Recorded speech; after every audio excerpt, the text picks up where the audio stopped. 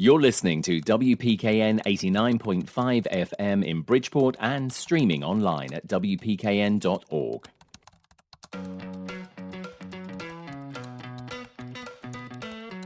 Reporting and supporting what matters, this is CT Examiner Weekly. In a short legislative session before an election, lawmakers are trying to push bills through at a rapid pace. But local lobstermen say a provision tucked into a wide-ranging labor bill could kill their industry, which has suffered for decades. I'm reporter LeMaster with that story. A bill that could have widespread impacts on Connecticut's cannabis market passed the State House and Senate during the last week of the legislative session, with a few changes voted on by state lawmakers. But what are those changes? And what is the future of the bill? I'm reporter Luke Feeney with the story. Connecticut Congressman John Larson has been something of an institution, having served the 1st District for 28 years. Former Hartford Mayor Luke Bronin is a comparative newcomer. So how did Bronin wrestle the nomination away from Larson?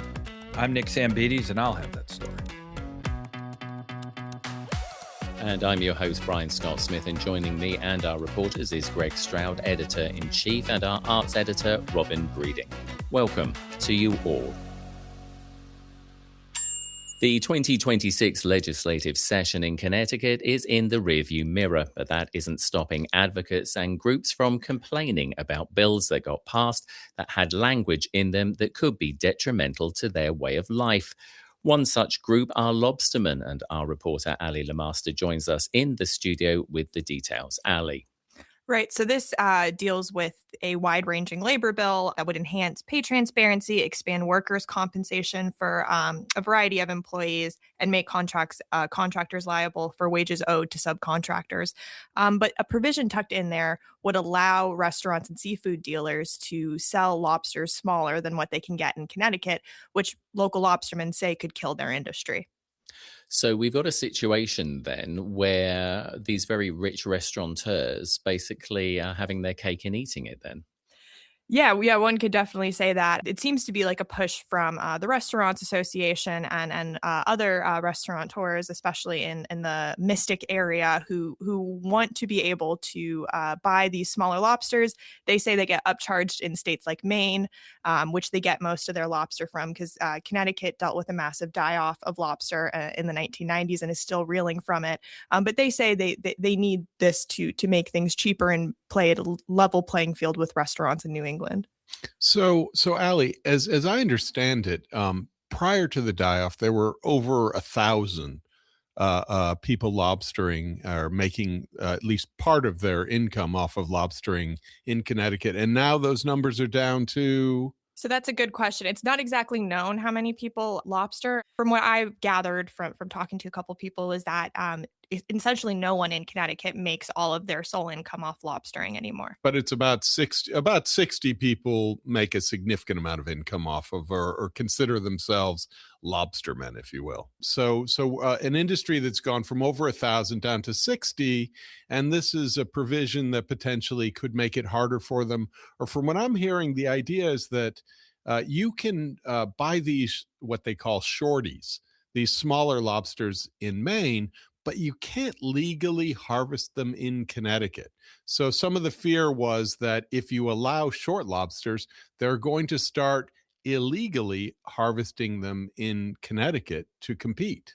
Right. And that could also, these smaller lobsters that they would be able to get in other states, they're cheaper. So a lot of lobstermen have said, while the numbers aren't where they used to be before the 90s, before this, that things are starting to look better for the ecosystem and that they're seeing longer seasons, more consistent lobsters. They're seeing better quality lobsters. And they said that, this could throw a wrench in the whole thing. Nick's got a question. Was this what in the legislature might be called a rat? Was this something snuck into a bill at the late hour? Because it seems to me like they should have known about it, seen it coming long before they did. So that's something that Republicans argued. I watched the Senate session. It was an hours-long debate over it. They claimed that there's 75 provisions in this bill, that was one of them that was just thrown in there, that they don't know the ramifications of. So one would argue that. I know this provision did start off in a smaller bill before and then got this language transferred over to the wide-ranging labor bill. Robin, you had a question. I just had a comment that I lived on Nantucket for a long time, and the shellfishing went through a very similar kind of thing where, there was die-off. It was not doing that great. But the main point I wanted to say is that you're not allowed to collect scallops under a certain size. So, they throw them back. By law, they're required to toss back the smaller ones. And that helps the future generations get stronger. Right. And that's something that lobstermen have said. They said, if this illegal poaching happens where they get smaller lobsters, you're taking away the future breeding stock. You're taking away potentially the ones that can strengthen the lobster population. I think one of the questions is that sort of it's sort of out there still is, why did the die-off happen? And that speaks to, will the lobsters come back? So you talk to a lot of lobstermen and local people, and they'll say it was the spraying for West Nile virus that fundamentally affected it. There's other questions about a virus in the water that affects lobsters. But there's just a general sense of, with climate change, will lobsters come back? Is this a viable fishery? And I guess it is bouncing back a bit, but the returns are still out, I guess. Luke's got a question. So we talk a lot about the lobstermen here in this piece, but I'm just wondering, Allie, in your reporting, were there figures or people who actually supported this legislation and said it would be a good thing not only for lobstermen but for their prospective industry? Yeah, so the Restaurants Association was a big proponent of this bill. They said that it would lower costs, make an even playing field, and they also pushed back on claims that this could hurt the local lobster industry. They said, it's cheaper to buy local lobster, so this won't impact that. It's just when we go to Maine. But local lobstermen have said that they don't think that's the case at all. I get the impression that from what you've said, obviously they can't harvest these smaller ones here because that's against Connecticut law. So the chances are we're going to be eating frozen lobster, because that's undoubtedly how they'll get past that. They'll harvest them outside the state and then it'll be frozen lobster. So you're not going to be getting the best lobster coming into Connecticut. I have to say that if you get frozen lobster, you're lucky.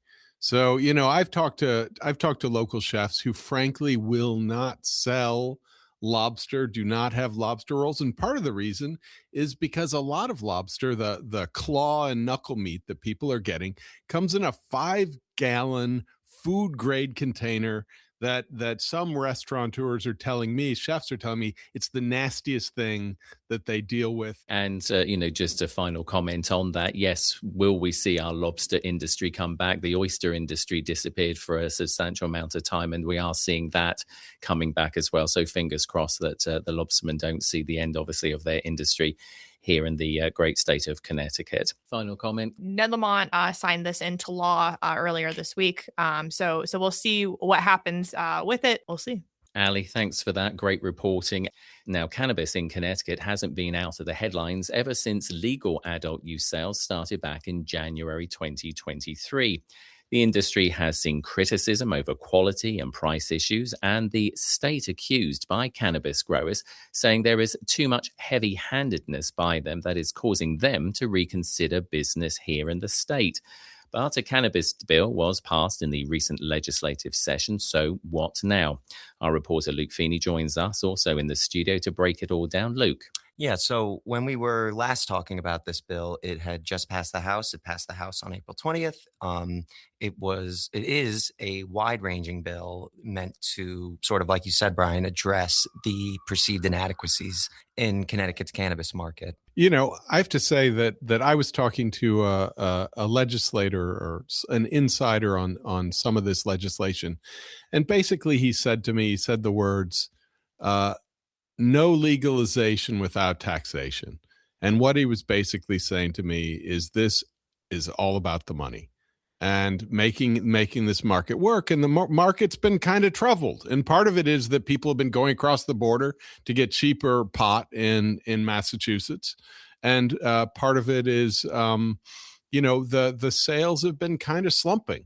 And so part of these bills, as I understand, is they allow or introduce newer products like, is it liquid or drinks? So, yeah, there's a few things. The original bill that passed the House initially removed the cap on cannabis flower. So basically, the scientific way of determining whether or not you have quote unquote good weed is by its cannabis concentrate. So the higher the concentrate, the theoretically better the high would be. So right? you're talking about the THC levels, just for listeners, so like education, because that's what it's like it's counted on as the THC level. Yeah.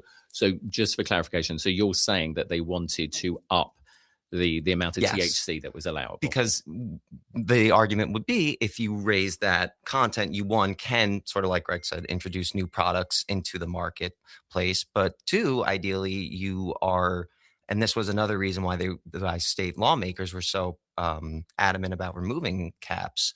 They argued that you are disincentivizing people to go to, an illegal market or a backdoor unregulated market. Or to Massachusetts. Rhode Island, wherever. Yeah, to states that do have higher, so like THC levels. Yeah. You don't have to go out of state to get the good stuff. However, during the last week of the legislative session, the cap specifically on cannabis flower that was proposed to be removed was reinstated. So that cap was reinstated to about 35%. So could you, Luke, could you tell us a little bit? I think we did some reporting on freedom of information and the sort of transparency issue of ownership. What happened in this legislative session on that? Yeah, this was another sort of key change in the bill. So the initial bill that passed the state house had this group called the Statewide Cannabis, Hemp, and Controlled Substances Board. I'm not going to go through all the state agencies' heads that are on it because I just don't have the time to do so, but it contains, the AG, the State Health Commission, really a lot of key players in regulating this market. And those quarterly meetings, as the bill was initially passed in the House, were completely exempt from FOIA. Flash forward to the last week of the legislative session, there was a separate omnibus bill full of requests from the State Department of Consumer Protection, who, for context, is responsible for regulating this market, that did not fully address the FOIA problem, but certainly rolled back their disclosure from FOIA. So now those quarterly meetings, for the most part, are FOIA. You can FOIA them, except for one key exception, which I have quoted here. Under the new language, this board can enter an executive session to discuss, quote, identified areas of need and enforcement opportunities concerning illegal cannabis and controlled substance sales. Any records or anything generated from those meetings are exempt from FOIA. Ali? So I was wondering, I know there's a lot of cannabis reform advocates. What's their take on some of the legislation that passed? So it's been a mixed bag. I think people, for the most part, do appreciate the efforts to address the market. But what I've read more consistently from anything else has been the desire for consistency, especially in Connecticut. You have a lot of multi-state operators, which are states that sell weed not only here, but in Massachusetts, New York, Rhode Island. And they have expressed frustration that Connecticut regulations do not line up with other states. So they'll get in trouble for doing something in Connecticut that is perfectly fine in Massachusetts. And that's been a big frustration expressed. Robin's got a question. Any pushback in the other direction? Yeah, I think the major points of pushback have been, one, I think in general, people still don't necessarily love legalization of weed, period. There have been a lot of people who have said this is not something we should be selling. This is not something the state should be engaging with. There's also been a lot of health concerns raised by people saying that the pot is stronger than it's ever been before, and it can be more likely to induce really serious health consequences, especially for younger people. So in terms of drinks or THC enhanced drinks, so are we expecting to see these in bars or can they buy them retail, or do you know what's happening on this front? The language was a little fuzzy. I think initially that was one of the big frustrations with this bill, was that language wasn't clear. From what I know, the limits to which you can put THC has increased. So in drinks, you can now go from 3 milligrams of THC to 5 milligrams. And retailers themselves can sell beverages with up to 10 milligrams of THC in them. That was one of the few caps that was not altered or reinstated. That has remained the same. So when they were passing this legislation, did you see testimony about the potential health effects or medical professionals talking about these higher caps for THC? I know one of the sort of statistics I've heard thrown out is like, is it sort of maybe around 20% of people are somehow inclined to potential abuse or addiction from some of these products? And so did that come up? A lot of people did raise those concerns. In the public testimony on the bill, several medical experts, sort of said this higher content weed is not things we've seen before. And I do think there is a lack of studies on this stuff because, again, weed with this much potency is relatively new. This is a new phenomenon. It's not been something that we've been able to study as consistently as, say, alcohol or cigarettes. Yeah, well, the final comment on that will be with me. With regarding the studies on that, of course, because it's federally still unacceptable. Yeah. From a state level, it's different. That's why we are not seeing the studies. If and when things change at the federal level, we may start to see things changing. You may start to see some of those studies coming up. But great reporting on that, and a story we will definitely be coming back to in the future. Now, our final story today. Is it time for the old guard representing the state to move out and allow younger representatives to come in?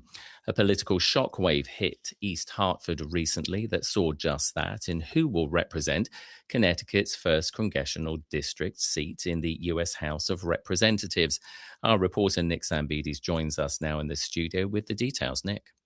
I love how you framed that right from the beginning, because the old guard getting pushed out and the young guard moving in is very much what's happening here. It's also an irony of this story because way back when he was a member of the state Senate, John Larson pushed out a lot of the old guard Democrats. And depending on how you feel about history, that's either an irony or something he had coming.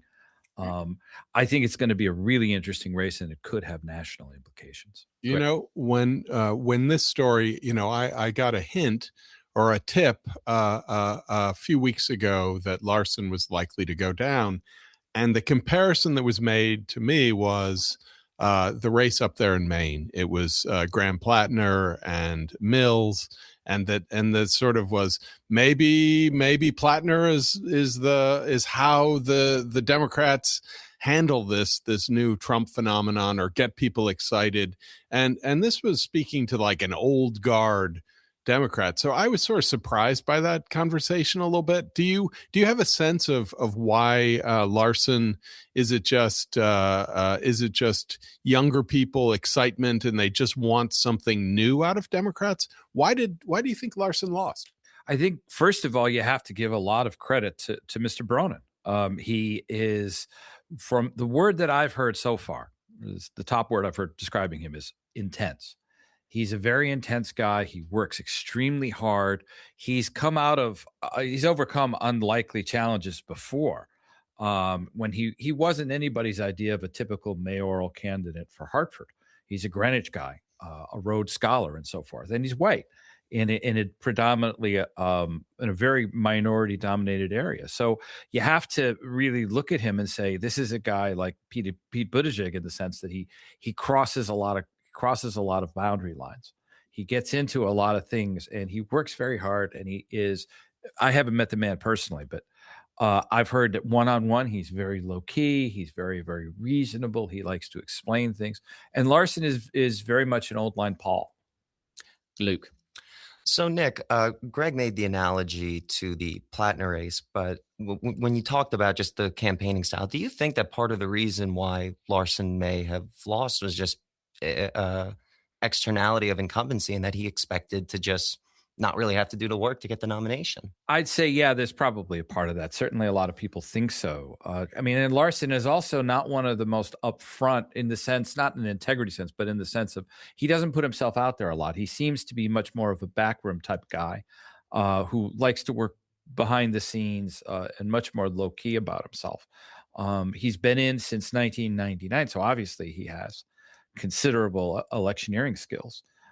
It's a very interesting problem because now at his age 77, do you really stay in? Do you give way? By all indications we've heard so far, he definitely wants to stay in. So, I mean, yeah, I mean, the example I think that we have, the last time that an incumbent lost the nomination from the Democrats was way back in 2006, I think, and that was Joe Lieberman as a senator. He lost out to Ned Lamont, and Ned Lamont took the Democratic nomination, but Lieberman went on and won that race as an independent. I don't know if we'd see Larson run as an independent, but certainly everything about his concession speech suggested he was in for the fight. Right. And he's also supposedly been reaching out to Gillian Gilchrist's campaign, which would help split the anti-Larson vote.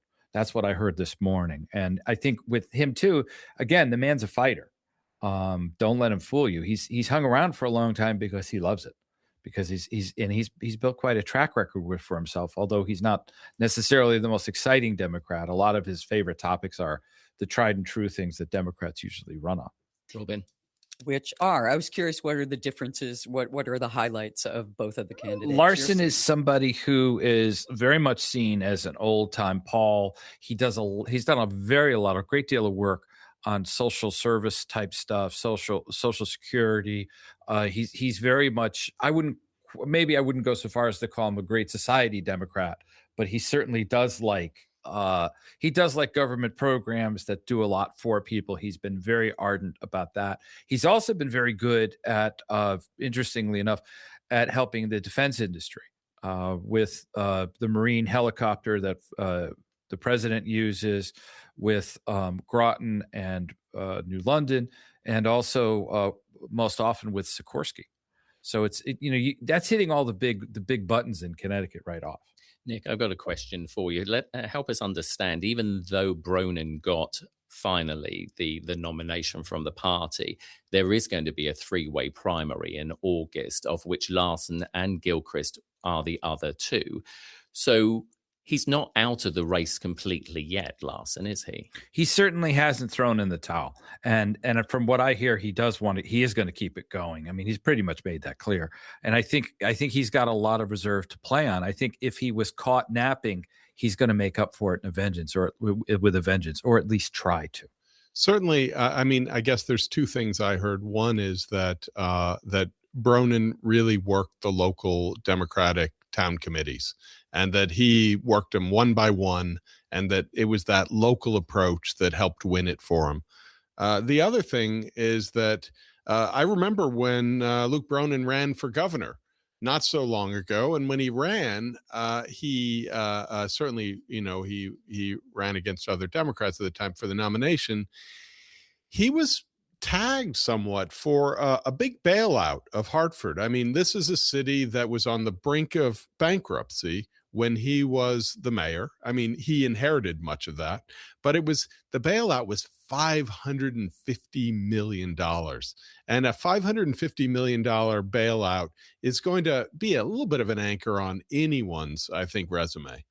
Yeah, I think one of the things you'll see with this is I'm sure that Larson is going to try and use that against him, but I think he's got to do it on the down low, because certainly he didn't oppose it. Nick, great reporting. We have to move on, unfortunately, and we will be watching in August to see what happens, obviously, at that three-way primary. Thank you again for that story. Time now for a look at events and things to do with our arts editor, Robin, who is also in the studio with us. Robin, what do you have for us this time around? Well, I have an eclectic bunch of events going on. The first one is May 30th, and it is Baklava Express at the Milford Arts Council in Milford. And it's a great band that plays mostly, they're instrumental, and they come from the traditions of the Ashkenazi and the Mizrahi folk traditions. They go from Turkey to Greece and jazz and flamenco and Eastern European music. It's a real fusion band, and they play all over New York City. It's a bit like klezmer meets Turkish folk. When I saw Baklava, I thought there was going to be some food involved, because you normally have food as well as music, but they obviously embrace both of them. That's May 30th, 7:30 p.m. to 9:30 p.m. at the Milford Arts Council in the lovely town of Milford. What else do you have for us? on May 30th. The Garden Conservancy has open days, and this one is in New Canaan. And this is a beautiful fern garden. It's only open one day a year, and it's 4 acres with more than 100 varieties of fern. Native plants from all over the world. Looks like a beautiful, long-ranging garden. I was looking at the details for this, and I love ferns. I think they're just beautiful structural plants. And it says in the piece of information here, ferns that date back to the dinosaurs. Don't you love that? We were talking about magnolias being the same thing the other day.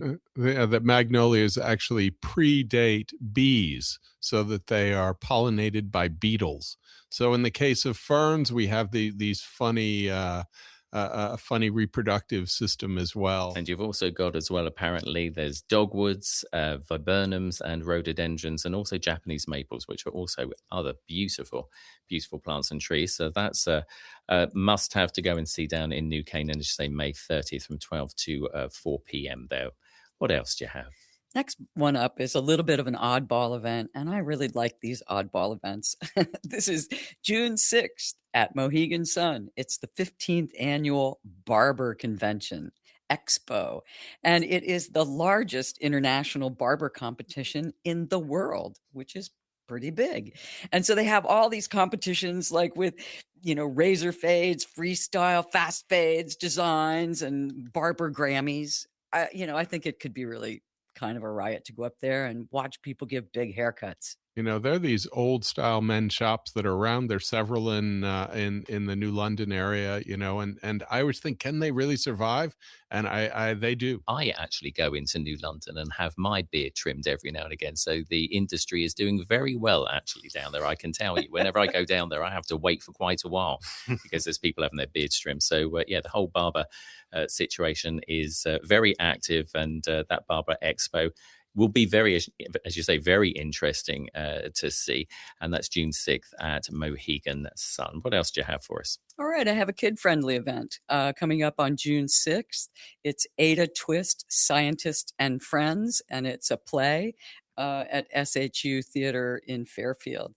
And it's a play that's based on these books by Andrea Beatty and David Roberts, and it's about kids who are sort of out of the box learners who look at STEM kind of science, mathematics, all these things. And the play is about non-traditional kids making good. Luke, have you read the books? No. What I did read was that that normally kids are like really fidgety at plays and stuff. And the audience, and these are supposedly like children, are just rapt. It's like a long show and they can't stop watching. That is Ada Twist, a Scientist and Friends at the SHU Theatre in Fairfield. That's Sacred Heart University's community theatre in the heart of Fairfield, June 6th at 12 p.m. I think you've got one more for us. Oh, I do. This one, if you're going into New York City, it's the Scottish Ballet has a new major production of Mary Queen of Scots. This is June 4th through 6th. At the David Koch Theater in New York. It's a major redoing, and it's, the tension between Mary Queen of Scots and Queen Elizabeth. And it's listed as being Renaissance punk, where classical ballet meets visceral theater, becomes urgent, immediate, and unmissable. And one of the stars who plays the old Elizabeth is artist Charlotta Overholm, and she is a performance artist dancer that is outrageously good. So this is ballet with a beheading. It's a combination. It's a fascinating, visceral. It's a fascinating rewriting and adaptation of this. Sounds good. And the other interesting thing that you might want to know is that the two sort of like main characters in this, Mary Queen of Scots and Elizabeth I, never actually met. Isn't that interesting? So a little bit of factual information from the Brits there. So that is Scottish Ballet, Mary Queen of Scots at the David H. Koch Theatre in New York. That's June 4th, 7:30 p.m. As always, Robin, thank you for those great events. That's all for this edition. My thanks to Robin, of course, to Greg, Nick, Luke and Ali. Don't forget to check out the digital pages of cityexaminer.com for more stories and our events calendar for the latest local happenings in and outside of the state of Connecticut. And while you're there, why not subscribe to make sure you don't miss out on all the week's news? It's just $20 for the year. This is City Examiner Weekly, reporting and supporting what matters. I'm Brian Scott Smith. Thanks for listening.